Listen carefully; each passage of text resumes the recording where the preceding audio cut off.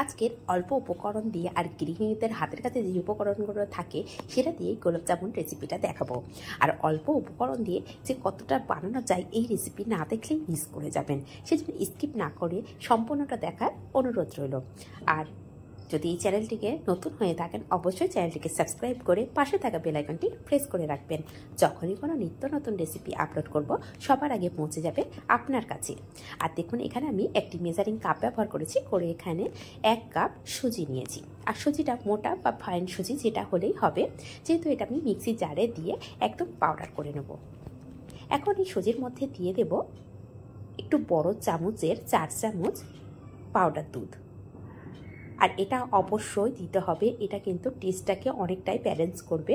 আর যে মাওয়ার টেস্টটা আসে না সেটা আসবে, আর যেটা সুজি দিয়ে বানানো সেটা কিন্তু একদমই বোঝা যাবে না। আর এখানে দিয়ে দেব 2 চামচ ময়দা। এই ময়দাটা বাইন্ডিংয়ের কাজ করবে, সেজন্য 2 চামচ ময়দা। কোনোটাই কিন্তু স্কিপ করা যাবে না, প্রত্যেকটাই দিতে হবে।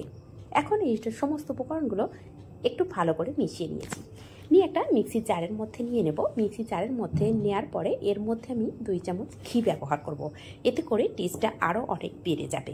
সেজন্য চেষ্টা করবেন অবশ্যই ঘিটা ব্যবহার করার জন্য। এখন ভালো করে আমি এটাকে পাউডার করে নিয়ে সাইড করে রেখে দেব। এদিকে গ্যাসের উপরে কড়া বসিয়ে দিয়েছি, আর কড়াটাকে বসানোর পরে এর মধ্যে সেই মেজারিং কাপ ব্যবহার করেছি। এই মেজারিং কাপে 3 কাপ চিনি ব্যবহার করেছি, আর এই কাপেরই 3 কাপ এখানে আমি জল ব্যবহার করব। আর ফ্লেমটা লো টু মিডিয়ামে রেখে চিনিটাকে মেল্ট হওয়া পর্যন্ত অপেক্ষা করব। খুব বেশি যে চাশনির যেটা করব সেটা কিন্তু কোনো তার যুক্ত হবে না, একদম একটু আঠালো ভাব আসবে, সেই সময়ই রেডি হয়ে যাবে এই চাশনিটা। তো এখানে আমি একটু টেস্টটাকে বেশি বাড়ানোর জন্য দিয়ে দিলাম 2টো এলাচকে একটু ফাটিয়ে নিয়েছিলাম, আর কিছুটা স্যাফরন দিয়ে ভালো করে চিনিটাকে মেল্ট করে নেব। আর চিনিটা মেল্ট হয়ে গিয়ে দেখুন একটু ফুটে উঠবে। যখনই ফুটে উঠবে না এইভাবে বারবার একটু চেক করে নিতে হবে যে চাশনিটা সম্পূর্ণ হয়েছে কিনা। আর কিভাবে বুঝবেন যে এটা পারফেক্ট হয়েছে কিনা, আমি কিন্তু বারবার চেক করছি আপনাদের দেখানোর জন্য। তো এটা আমি প্রায় 2 থেকে 2.5 মিনিট মতন ফুটিয়ে নিয়েছিলাম। ফোটানোর পরে তার মধ্যেই আমি চেক করছিলাম, তো আবারও চেক করছি এটা কিভাবে বুঝবো। একটা আঠালো ভাব আসবে, আর একটা তেল, যেমন হাতের মধ্যে তেল নিলে একটা তেল তেলা ভাব হয় হাতটা, আর একটু চিটচিটে ভাব আসবে, সেটা খেয়াল করবেন। প্রথমে তেল তেল লাগবে, যখন একটু ঠান্ডা হতে শুরু করবে না তখনই চিটচিটে ভাব আসবে। ঠিক এই পর্যায়ে গ্যাসের ফ্লেমটাকে অফ করে ঢাকা দিয়ে রেখে দেব। দিয়ে এদিকে আবারও অন্য একটা কড়া নিয়েছি, নিয়ে গ্যাসের ফ্লেমটাকে অন করে দিয়েছি আর একদম লো ফ্লেমে রেখেছি। রেখে এখানে দুধটাকে আগে ফুটিয়ে রেখেছিলাম, আর ঠান্ডা করেই নেওয়া দুধ, এটা গরম নয় বা একদম ফ্রিজেরও না, নর্মাল তাপমাত্রা থাকায় দুধটাকে আমি 2.5 কাপ ব্যবহার করেছি। এখন যে পাউডারটা করে রেখেছিলাম না সেটা এখন হাত দিয়ে দেখে দিচ্ছি, দেখুন কত সুন্দর পাউডার করে নিয়েছি। এটা খেয়াল করতে হবে যেন সুজির ভাব বোঝা না যায়, যেন একদম মিহিভাবে পাউডারটা হয়ে যায়। এখন সমস্ত পাউডারটাকে আমি ঢেলে দিয়ে দিচ্ছি এই দুধের মধ্যে, দিয়ে ভালো করে মিশিয়ে নেব। আর ফ্লেমটা কিন্তু একদম লো রাখতে হবে। পুরো এই রেসিপিটা করার সময় সম্পূর্ণ ফ্লেমটাকে আমি লো করে রেখে দিচ্ছি, আর লো করে রেখে এইভাবে ভালো করে মিশিয়ে নিচ্ছি। এখন দেখুন ভালো করে যত মেশানো হবে না একদমই দলা ভাবটা থাকবে না। সেই জন্য বলেছি ঠান্ডা যে দুধটা আমি নিচ্ছি তার মধ্যেই সঙ্গে সঙ্গে যে পাউডারটা রেডি করে রেখেছিলাম না সুজির, সেটাকে সম্পূর্ণ ঢেলে দেব। দিয়ে এইভাবে নাড়াচাড়া করতে করতেই সঙ্গে সঙ্গে কিন্তু ঘন হতে শুরু করে, কারণ সুজি খুব সহজেই ঘন হতে শুরু করে। তো এখন আমি ভালো করে নাড়াচাড়া করতে করতে দেখুন অনেকটাই ঘন হয়ে গেছে। এখন একটা স্প্যাচুলা ব্যবহার করছি, এই দিয়ে ভালো করে মিশিয়ে নেব। আর ঠিক এই পর্যায়ে দিয়ে দেব সামান্য একটু ফুড কালার। গোলাপজাম যখন আমরা মাঝখান দিয়ে ভেঙে নিই খাই তখন কিন্তু একটা হালকা কালার আসে, সেই কালারটা দেখতেও সুন্দর লাগে আর খেতেও ভালো লাগে। তো এখানে আমি সামান্য একটু ফুড কালার ব্যবহার করেছি, দিয়ে ভালো করে স্প্যাচুলাতে এইভাবে মিশিয়ে নিতে হবে। আর ভালো করে দেখুন একটু চেপে চেপে আমি এইভাবে মিশিয়ে নিচ্ছি। এতে করে কি হবে, এর মধ্যে যদি কোনো দলা থেকে থাকে না সেটা একদমই ভেঙে যাবে। আর এখন দেখুন কড়া থেকে ছেড়ে যাচ্ছে। ঠিক এই পর্যায়ে ফ্লেমটাকে আমি অফ করে দেব। আর এটা হালকা একটু নরম রাখবেন, একেবারে খুব শক্ত করবেন না। শক্ত করলে কি হবে, এই গোলাপজামগুলো ফেটে যাবে। সেজন্য একটা প্লেটের মধ্যে নিয়ে একভাবে আমি 3 থেকে 4 মিনিট এই স্প্যাচুলাতে এইভাবে করে দেখুন মেখে নিচ্ছি। হাত দিতে তো পারবো না, ভীষণ গরম আছে, সেজন্য স্প্যাচুলা দিয়ে এইভাবে নিচ্ছি। যদি কোনো এর মধ্যে দলা পাকিয়ে যায় সেটা কিন্তু একদমই ভেঙে যাবে, কোনো দলা ভাবটা থাকবে না, আর খুব সফটভাবে মাখানো হয়ে যাবে। তো দেখুন এটা একটু নরম হয়ে গেছে, সেই জন্য এই পর্যায়ে আমি 1 চামচ, ঠিক যে চামচ দিয়ে আমি সব কিছু দিয়েছি সেই চায়ের চামচের বড় চামচ আমি 1 চামচ পাউডার দুধ আর 1 চামচ অ্যারারুট ব্যবহার করেছি। যেহেতু একটু নরম হয়ে গেছে দেখেই বুঝতে পারছেন। তো এই দুটো উপকরণ দিয়ে আবারও খুব ভালো করে স্প্যাচুলা দিয়ে আমি মিশিয়ে নিচ্ছি।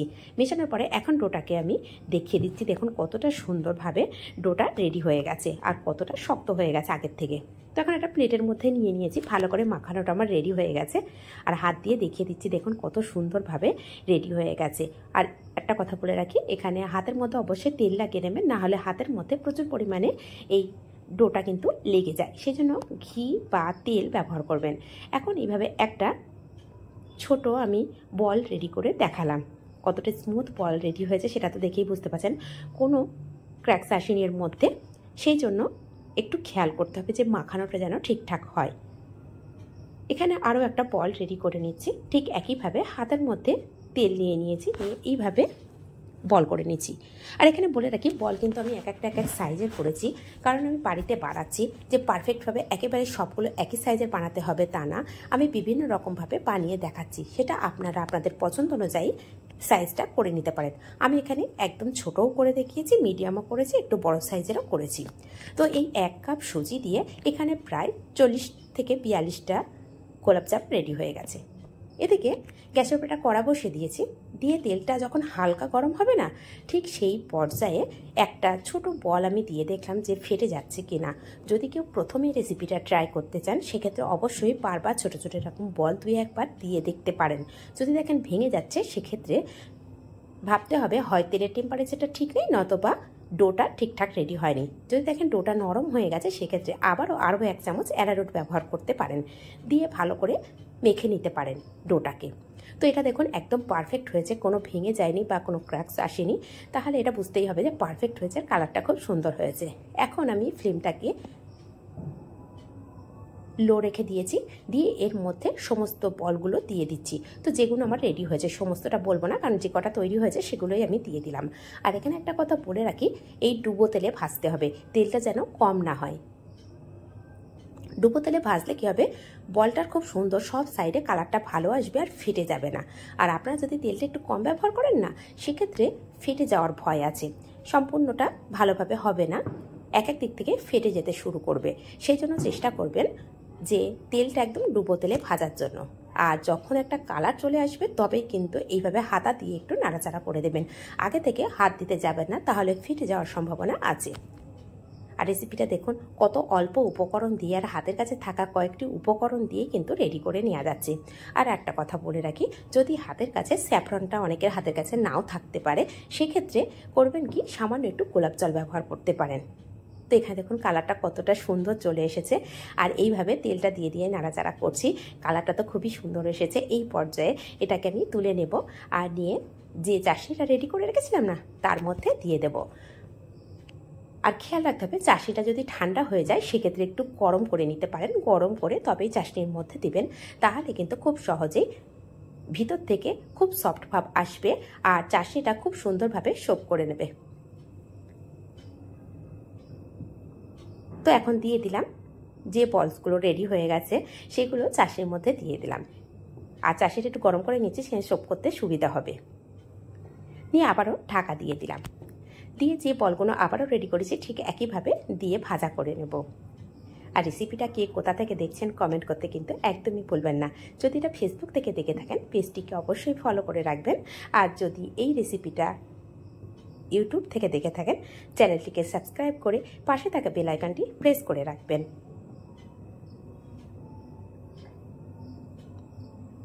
আর বলগুলো দেখুন কত সুন্দর হয়েছে, দেখতেই কত লোভনীয় লাগছে, দেখতেও সুন্দর, কালারটাও ভীষণ সুন্দর হয়েছে।